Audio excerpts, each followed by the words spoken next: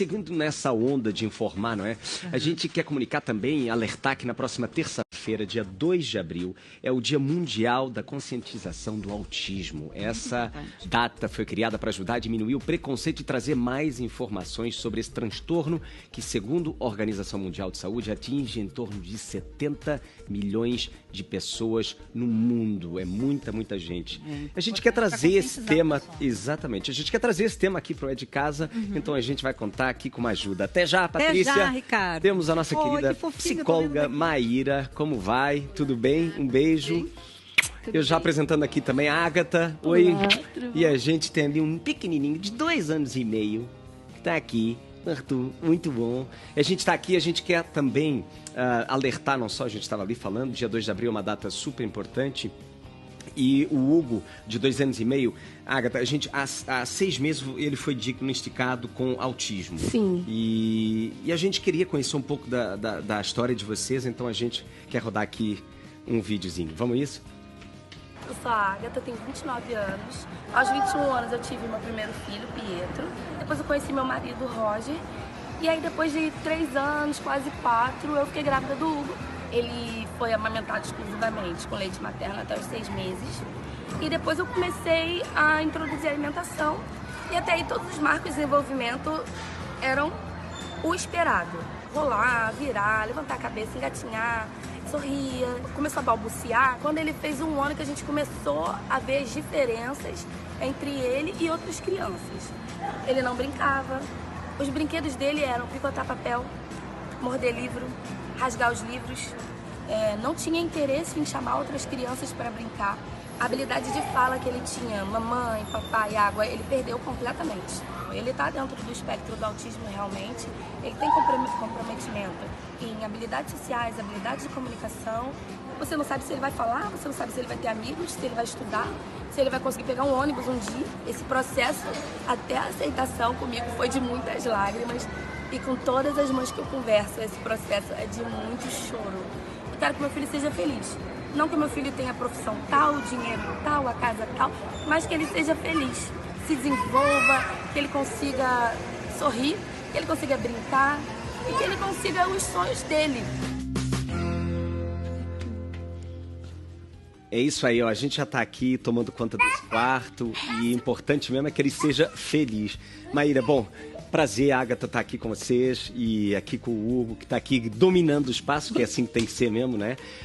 Eu queria saber como é que a gente, em nossa casa, e depois desse depoimento muito bacana, a gente pode melhorar o espaço, a qualidade, a tranquilidade de vida de alguém que tem esse transtorno, o autismo. Sim, dá para fazer muita coisa. É importante a gente entender quais são as peculiaridades, quais são as características do autismo, né? São crianças que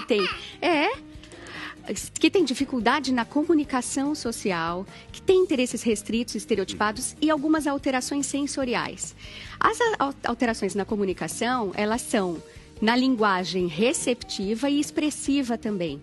Então, uma coisa que é muito importante a gente fazer é adaptar a casa para essa comunicação fluir melhor, essa criança ficar mais regulada e conseguir ter mais atenção e aproveitar mais os estímulos do dia a dia. Até se sentir mais em casa, não é? Exato. Super importante. Exato. E não só para se acalmar ou viver melhor, mas também para ela receber mais estímulos e para a gente conseguir fazer novas redes de transmissão de informação nesse cérebro, recuperar sintomas, recuperar atrasos, deixar essa criança com uma melhor interação, autonomia e independência. Mais incluída nesse ambiente, não só familiar, mas também com todas as pessoas que moram nessa casa. Exato. Maíra, tem uma coisa muito importante. Eu estava vendo, uma das coisas que a gente está aqui vendo esse quarto, tem detalhes que a gente já vai falar sobre ele, tem uma coisa importante que eu queria te perguntar. Que alterações você já fez na sua casa depois que ficou sabendo aqui que o nosso Huguinho precisava também dessas alterações para se sentir mais em casa?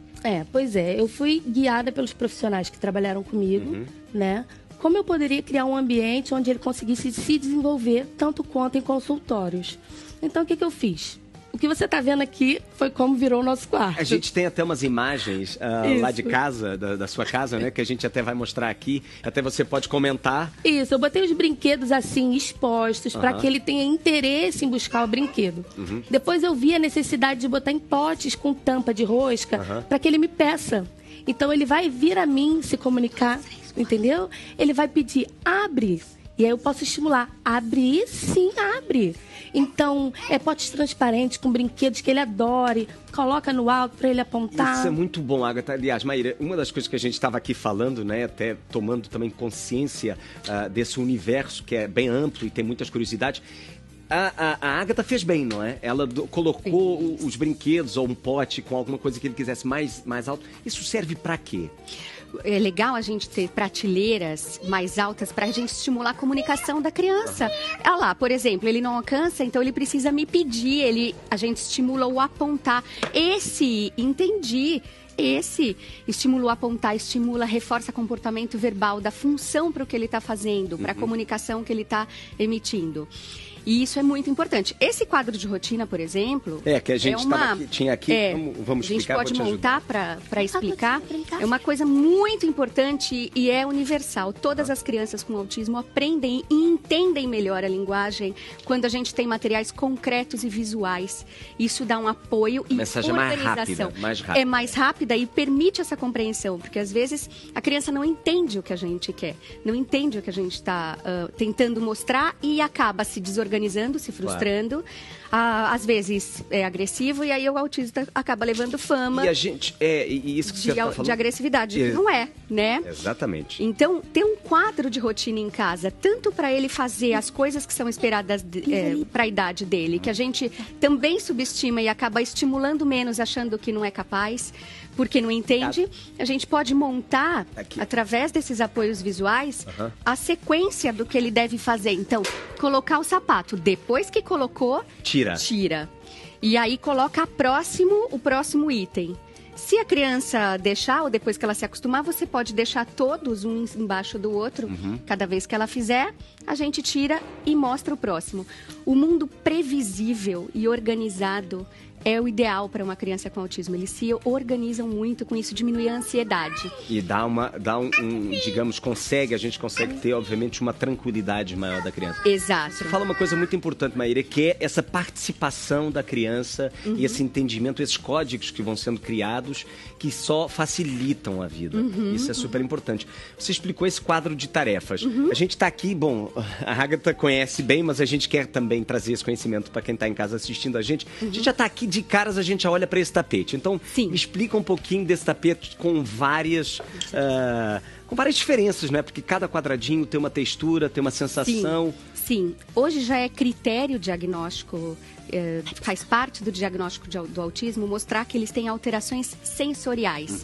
Algumas crianças com autismo têm uma hiperreatividade, outras uma hiporreatividade. A hiper é quando elas não toleram abraço, toque ou determinadas texturas, determinados alimentos e tem uma restrição por causa disso. E algumas crianças são hipossensoriais. Ele tá gostando. Ele amou esse tapete. Ele já amou. Dá pra ver que ele é um buscador sensorial. Ele tá buscando o tempo todo estímulos para ter a sensação do que o material pode trazer. O autismo, isso é uma pergunta que eu queria fazer. Ele tem vários tipos. Sim. Me explica, assim, os mais comuns. Sim. A gente tem um espectro amplo dentro do diagnóstico de autismo. Varia de leve, moderado a grave, nível 1, nível 2, nível 3. E também varia no tipo de autismo. Às vezes as pessoas me falam, mas meu filho olha nos olhos, ele adora toque, adora abraços. Entendendo. Ele se comunica, eu entendo o que ele quer. Sim, é verdade, uma criança com autismo é capaz de fazer tudo isso mesmo, mas elas fazem a interação social, a comunicação entre os pares, do que as pessoas querem dela, entendem menos o que as pessoas querem dela. As brincadeiras, elas fazem um pouquinho menos do que o esperado para a idade. Não é que elas são incapazes, elas só fazem um pouco menos e a gente não pode deixar acumular atraso, a gente precisa estimular. A gente tem que estimular, Patrícia. E o tapete... A caixa. Olha ele... Mas, Maíra, na verdade, então, o tapete faz isso. A gente tem também aqui o mesmo conceito, mas na parede. Na parede, porque assim a criança pode buscar o tipo de material ou o tipo de estímulo que ela precisa em alguns momentos, principalmente se ela estiver desorganizada. Claro, claro. E aí ela vai atrás e acaba se acalmando. Perfeito. Ela ter um canto sensorial para ela é muito legal. Como esse canto aqui. Esse é sensacional. Eu vou até sair daqui. Tem uma Vou encostar aqui na Ágata, ó, vou ficar aqui pertinho de Exato. Às vezes, a informação visual, a quantidade de barulhos, a quantidade de estímulos visuais é muito intensa e entra num nível que desorganiza a criança. Então, ele tem um cantinho que ele possa se recolher. Tem almofadas, essas almofadas são pesadas. Isso é legal porque ele pode colocar em cima do corpo e ter sensação de propriocepção. É isso que eu estava vendo. Essa é uma coisa meio de proteção, de acolhimento, de sensação boa. Vamos, Hugo! Vinho. Olá! Olha, almofada! Então, Você sabe que a Temple Grandin, que é uma mulher com autismo de alto funcionamento, ela é muito inteligente, é doutora em zootecnia, e ela inventou o que a gente chama o que ela chamou de máquina do abraço, que é uma máquina que ela entra dentro, é protegidinha e ela vai lá e tem esse abraço Exato. É quase, não é virtual, mas é assim, é uma máquina. Uma simulação. Uma simulação do abraço. E a gente pode tentar fazer isso com materiais que a gente tem em casa. Claro. Porque, às vezes os pais pensam que assim, o tratamento do autismo é uma coisa muito complexa ou que precisa de grandes coisas para se fazer. Não. A gente consegue em casa adaptar rotinas, adaptar materiais para estimular todos os dias. Exatamente. Mas, Maíra, inclusive dessa adaptação, eu queria introduzir aqui a Ágata de novo na nossa conversa, aliás, porque você todo dia tem que também trabalhar e viver com essa adaptação. Eu fiquei sabendo, tem mais um irmãozinho aqui do nosso querido Hugo, que você fez uma adaptação, os dois dormem no mesmo quarto, pois é. Mas você acabou dividindo as áreas de cada um. Ele tá adorando a bola. Porque Como isso aqui é uma busca de Explica pra estímulo gente. também. Então... Ó, tem foto e tudo, ó. Tem. Quando você tem 2 filhos, você precisa também respeitar a individualidade do outro.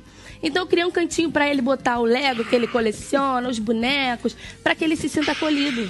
Ele não vai ser esquecido porque o irmão tem autismo, mas aquele espacinho ali é dele. E até é bom, e ele não é? se encontra. É bom saber que cada um tem a sua área, a sua zona, onde eles se encontram, mas também cada um tem o seu espaço. Isso é importante para os dois, é importante para o outro irmão entender que ele também é importante, que não é porque o pequenininho, no seu caso, descobriu-se o diagnóstico de autismo, que ele tem todos os direitos especiais, não. Ele também precisa aprender as regras. Por exemplo, nessa mesa você pode mexer porque é a sua mesa de pintar. Essa outra não, é do seu irmão. Então, todas as vezes que ele tentar mexer nos livros, no material do irmão, a gente redireciona para a mesinha dele, para ele usar os materiais dele. Então, é importante para os dois, para ele aprender limites e para o irmão entender que tem o espaço da casa também. Agora, para contar também um pouco, a gente está aqui vendo uma cama com os tons mais... essa cama aqui, essas roupas de cama. Fala um pouquinho disso, porque eu também fiquei sabendo que as roupas de cama tem que ser... A gente procura sempre escolher umas cores mais neutras, para dar também essa calma, essa tranquilidade, até mesmo na hora do descanso. Acaba sendo um contraste a tanto estímulo que tem aqui e pode ter no quarto, não é? Exato. A criança com autismo, ela tem dificuldade em uma área do cérebro que é de atenção, que os estímulos distratores, ela não consegue inibir, ela não consegue bloquear as distrações e acabam perdendo o foco muito facilmente. Ou elas entram em hiperfoco e ficam fazendo só aquilo e pode cair a parede do lado, ou elas ficam o tempo inteiro buscando 1000 estímulos e acabam não conseguindo se concentrar no que é importante. Então, ter um ambiente organizado, com poucos brinquedos dispostos na altura da criança, mas ter alguns, para que ela possa acessar quando ela quiser buscar, quando ela quiser brincar. Ela tem um pouco de independência, autonomia, exato. A altura dela. Ter alguns mais altos para a gente estimular o contato, mas não ser bagunçado. Claro. Ter no máximo 5 ou 6 brinquedos disponíveis, porque senão vão virar distratores. Exato. E a mesma coisa com o material de casa, porque as coisas para criança, os brinquedos, os livros, já são muito coloridos, muito cheios de estímulo. Esse balanço, né, que a gente tem que encontrar dentro desse ambiente familiar e de casa, que dá esse equilíbrio e essa tranquilidade. Maíra, eu quero agradecer muito essa explicação. A gente está chegando num dia super importante, a gente tem que estar atentos a tudo na vida, e esses dias são apenas um dia que marca, obviamente, essa conscientização mundial, mas a gente tem esse trabalho diário que tem que ser feito. Agatha, muito obrigado. Obrigada a vocês pela Continua brincando muito, que seja feliz. Gostou das dicas? Adorei. Agora vai continuar seguindo essas dicas, né? Que é vou continuar aqui também, porque isso aqui é maravilhoso, esse espaço. Eu quero agradecer a presença de você, querido. Olha, ele tá super em casa, ele já é de casa. Obrigado, Maíra. Obrigada. Até breve.